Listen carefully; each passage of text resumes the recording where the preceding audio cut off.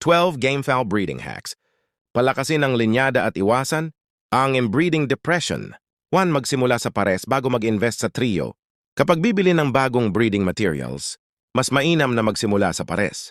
Isang lalaki at isang babae kaysa bumili agad ng trio o mas malaking grupo ng mga manok. Ito ay para mapag-aralan muna kung magtutugma ang mga ito sa iyong established na bloodline. Bibili ka ng isang brood stag at isang hen mula sa isang breeder. Pagtutugmain mo sila sa isa sa mga established mong brood hens at brood stags. Sa ganitong paraan, kung hindi sila compatible, hindi ka mawawalan ng malaking halaga dahil isang pares lang ang binili mo. Kung successful naman, alam mo na worth it mag-invest sa mas malaking bilang ng mga manok mula sa bloodline na yon.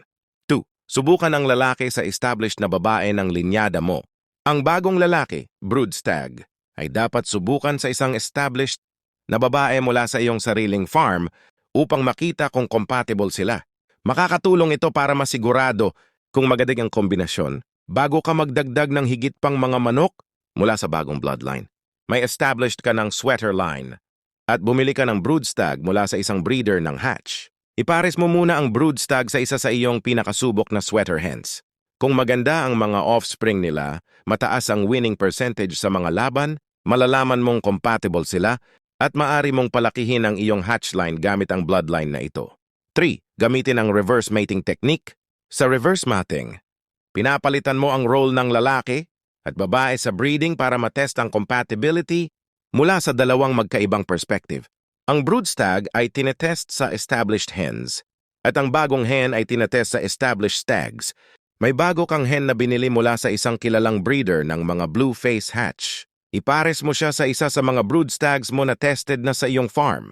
Kasabay nito, subukan mo ring ipares ang brood stag na binili mo sa mga established hens sa farm mo. Kung pareho silang nag-perform ng maayos sa magkabilang pairing, may kumpiyansa ka na mas mataas ang tsansang compatible ang bloodlines. 4. Gumamit ng crossbreeding para sa pagpapalakas ng linyada. Ang paggamit ng crossbreeding ay makakatulong para mas mapalakas ang performance ng bloodline. Sa pamamagitan ng pagpapakasal ng complementary na bloodlines, maaari kang makabuo ng mas versatile at malakas na mga game fowl. May established ka ng sweater line na kilala sa bilis at tibay, ngunit nais mong dagdagan ng cutting ability at power. Ipares mo ang sweater brood stags mo sa isang bloodline ng yellow-legged hatch para makuha ang mga katangiang ito.